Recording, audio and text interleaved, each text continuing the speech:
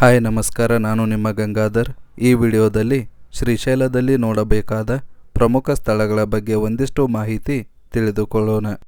ಮೊದಲಿಗೆ ನಾವು ನೋಡಬೇಕಾಗಿರುವುದು ಈ ಕ್ಷೇತ್ರದ ಪ್ರಧಾನ ಬಿಂದು ಶ್ರೀ ಮಲ್ಲಿಕಾರ್ಜುನ ದೇವಾಲಯ. 12 ಜ್ಯೋತಿರ್ಲಿಂಗಗಳಲ್ಲಿ ಒಂದಾದ ಈ ದೇವಾಲಯವು ಶಾತವಾಹನರ ಶಾಸನಗಳ ಪ್ರಕಾರ 2ನೇ ಶತಮಾನದಿಂದ ಅಸ್ತಿತ್ವದಲ್ಲಿದೆ ಎಂದು ಹೇಳಲಾಗುತ್ತದೆ. ಹಾಗೆಯೇ ಶ್ರೀಶೈಲವು ಪುರಾಣಗಳ ಪ್ರಕಾರ ಸತ್ಯಯುಗಕ್ಕೂ ಮೊದಲೇ ಪತ್ತೆಯಾಗಿದೆ ಎಂದು ಹೇಳಲಾಗುತ್ತದೆ. ಅದರೊಂದಿಗೆ 14 ಮತ್ತು 15ನೇ ಶತಮಾನದಲ್ಲಿ ವಿಜಯನಗರ ಅರಸರ ಕಾಲಾವಧಿಯಲ್ಲಿ ಮತ್ತಷ್ಟು ಅಭಿವೃದ್ಧಿ ಹೊಂದಿತು ಎಂದು ಸಹ ನಂಬಲಾಗಿದೆ.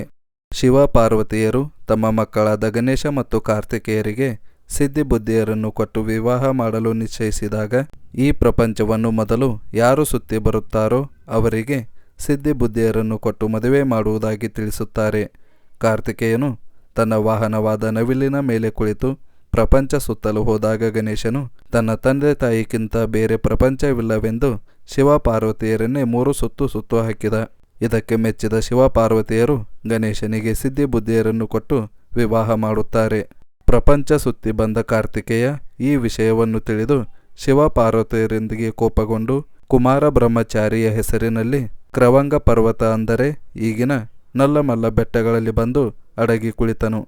ಇದರಿಂದ ಕಾರ್ತಿಕೇಯನನ್ನು ಸಮಾಧಾನಪಡಿಸಲು ಶಿವ ಪಾರ್ವತಿಯರು ಬಂದು ನೆಲೆಸಿದ ಸ್ಥಳವೇ ಈ ಶ್ರೀಶೈಲ ಎಂದು ಹೇಳಲಾಗುತ್ತದೆ. ಅದರಂತೆಯೇ ಇಲ್ಲಿನ ಶಿವಲಿಂಗದ ಬಗ್ಗೆಯೂ ಒಂದು ಹಿನ್ನೆಲೆ ಇದ್ದು, ಬ್ರಹ್ಮ ಮತ್ತು ವಿಷ್ಣುವಿನ ಮಧ್ಯೆ ಯಾರು ಶ್ರೇಷ್ಠರು ಎಂಬ ಚರ್ಚೆ ನಡೆದಾಗ ಶಿವನು ಲಿಂಗವೊಂದನ್ನು ಉದ್ಭವಿಸಿ ಇದರ ಮಧ್ಯಭಾಗದಿಂದ ಮೇಲೆ ಬ್ರಹ್ಮನಿಗೆ ಹಾಗೂ ಕೆಳತುದಿಗೆ ವಿಷ್ಣುವನನ್ನು ತಲುಪಲು ಕಳುಹಿಸಿದಾಗ ವಿಷ್ಣುವು ಶಿವಲಿಂಗದ ಕೆಳತುದಿ ಸಿಗದೆ ಶಿವನಲ್ಲಿ ತನ್ನ ಸೋಲನ್ನು ಒಪ್ಪಿಕೊಂಡಾಗ ಬ್ರಹ್ಮನು ಲಿಂಗದ ತುದಿಯನ್ನು ತಲುಪಿದ ಬಗ್ಗೆ ಸುಳ್ಳು ಹೇಳಿದನು. ಇದರಿಂದ ಕೋಪಗೊಂಡ ಶಿವನು ಸುಳ್ಳು ಹೇಳಿದ ಬ್ರಹ್ಮನಿಗೆ ಪೂಜೆ ಇಲ್ಲದಿರಲಿ ಎಂದು ಶಾಪ ಕೊಟ್ಟನು.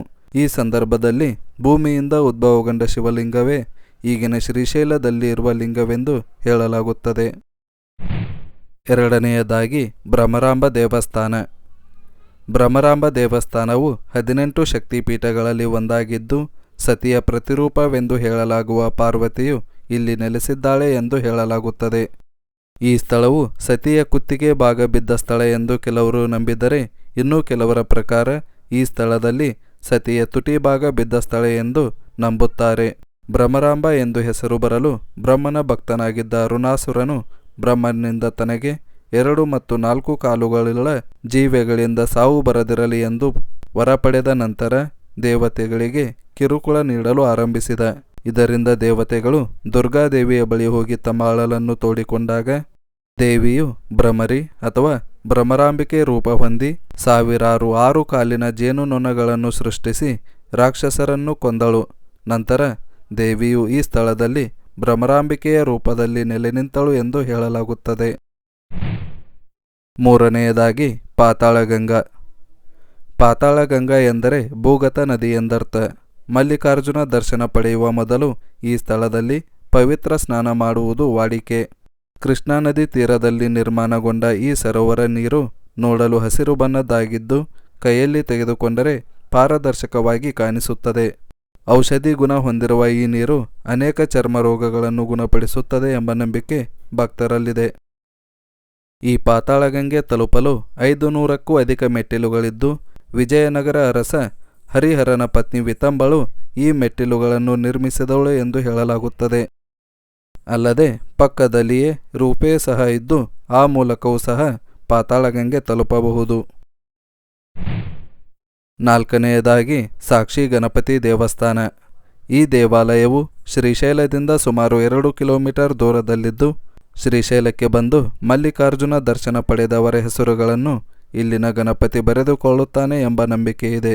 ಗಣಪತಿಯ ಒಂದು ಕೈಯಲ್ಲಿ ಪೆನ್ನು ಮತ್ತು ಇನ್ನೊಂದು ಕೈಯಲ್ಲಿ ಪುಸ್ತಕವಿರುವುದನ್ನು ನೀವಿಲ್ಲಿ ಕಾಣಬಹುದು. 5ನೇಯದಾಗಿ ಅಡಿಕೇಶ್ವರ ಮತ್ತು ಶ್ರೀ ಲಲಿತಾದೇವಿ ಪೀಠ. ಈ ಸ್ಥಳವು ಶ್ರೀಶೈಲದಿಂದ ಸುಮಾರು 3 ಕಿಲೋಮೀಟರ್ ದೂರದಲ್ಲಿದ್ದು, ಇಲ್ಲಿ ಹರಕೆ ಹೊತ್ತು ತೆಂಗಿನಕಾಯಿಯನ್ನು ಕಟ್ಟಿದರೆ ಹಾಗೂ ನಾಣ್ಯವನ್ನು ನಿಲ್ಲಿಸಿದರೆ ಬೇಡಿಕೊಂಡ ವರವು ಸಫಲವಾಗುತ್ತದೆ ಎಂಬ ನಂಬಿಕೆ ಇದೆ.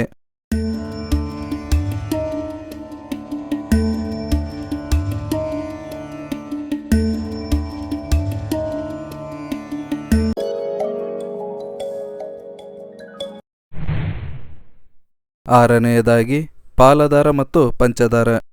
ಈ ಸ್ಥಳದಲ್ಲಿ ಶಿವನ ಹಣೆಯಿಂದ ಮತ್ತು ಶಿವನ 5 ಅಂಶಗಳಿಂದ ಬೆಟ್ಟದ ಒಳಭಾಗದಿಂದ ಉಗಮವಾದ 2 ನದಿಗಳನ್ನು ನೋಡಬಹುದು. ಈ ಸ್ಥಳದಲ್ಲಿ ಶಂಕರಾಚಾರ್ಯರು ಇಲ್ಲಿ ಧ್ಯಾನ ಮಾಡಿದ್ದರು ಎಂದು ಹೇಳಲಾಗುತ್ತದೆ. ಪುರಾಣಗಳ ಪ್ರಕಾರ ಈ ನದಿಗಳ ಹೆಸರುಗಳನ್ನು ಭೋಗಾವತಿ ಎಂದು ವಿವರಿಸಲಾಗಿದೆ. ಈ 2 ನದಿಗಳು ಕಡಿದಾದ ಕಣಿವೆಯ ಮೂಲಕ ಮುಂದೆ ಕೃಷ್ಣಾ ನದಿ ಸೇರುತ್ತವೆ. ಏಳನೆಯದಾಗಿ ಶಿಖರೇಶಿ. ಈ ಕ್ಷೇತ್ರವು ಶ್ರೀಶೈಲದಿಂದ 5 ಕಿಲೋಮೀಟರ್ ದೂರದಲ್ಲಿದ್ದು ಇಲ್ಲಿನ ಎತ್ತರದ ಬೆಟ್ಟದ ಮೇಲೆ ಶಿವಲಿಂಗ ದೇವಸ್ಥಾನ ಕಾಣಬಹುದು. ಈ ದೇವಸ್ಥಾನದ ಮೇಲ್ಭಾಗದಲ್ಲಿ ಶಿವನಂದಿಯ ವಿಗ್ರಹವಿದ್ದು ಈ ನಂದಿಯ 2 ಕೊಂಬುಗಳ ಮಧ್ಯದಿಂದ ನೋಡಿದರೆ ಶ್ರೀ ಮಲ್ಲಿಕಾರ್ಜುನ ದೇವಸ್ಥಾನದ ಗೋಪುರ ಕಾಣಿಸುತ್ತದೆ. 8ನೆಯದಾಗಿ ಶಿವಾಜಿ ಸ್ಫೂರ್ತಿ ಕೇಂದ್ರ. ಈ ಸ್ಥಳವು ಶ್ರೀಶೈಲ ಕೇಂದ್ರ ಭಾಗದಿಂದ ಸುಮಾರು 1.5 ಕಿಲೋಮೀಟರ್ ದೂರದಲ್ಲಿದ್ದು ಇಲ್ಲಿ 1677ರಲ್ಲಿ ಮರಾಠ ದೊರೆ ಶಿವಾಜಿಯು ಶ್ರೀಶೈಲಕ್ಕೆ ಭೇಟಿ ನೀಡಿದ ಸಂದರ್ಭದಲ್ಲಿ ವಾಸವಿದ್ದ ಸ್ಥಳವಾಗಿದೆ. ದರ್ಬಾರ್ ಹಾಲ್ನ ಗೋಡೆಗಳ ಮೇಲೆ ಶಿವಾಜಿಯ ಜೀವನ ಚರಿತ್ರೆ ತಿಳಿಸುವ 3D ಚಿತ್ರಗಳನ್ನು ಕಾಣಬಹುದು. ಅದರ ಪಕ್ಕದಲ್ಲಿಯೇ ಧ್ಯಾನ ಮಂದಿರವಿದ್ದು ಇಲ್ಲಿ ಶಿವಾಜಿಯು ಭ್ರಮರಾಂಬ ದೇವಿಯ ಕುರಿತು 10 ದಿನ ಧ್ಯಾನ ಮಾಡಿದ್ದನು ಎಂದು ಹೇಳಲಾಗುತ್ತದೆ.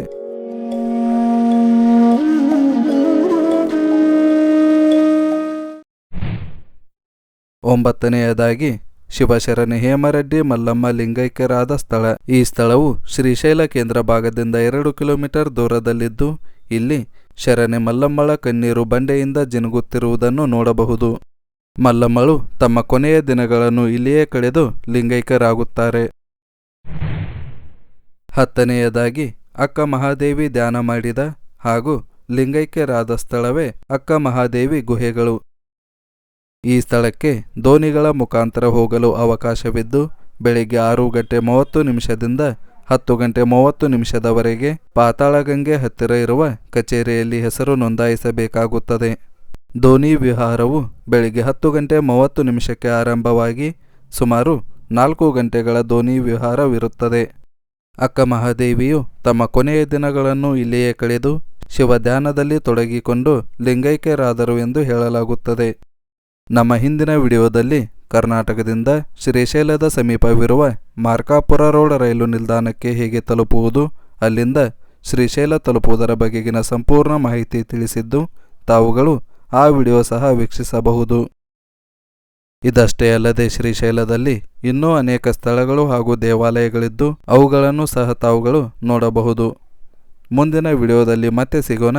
ಧನ್ಯವಾದಗಳು.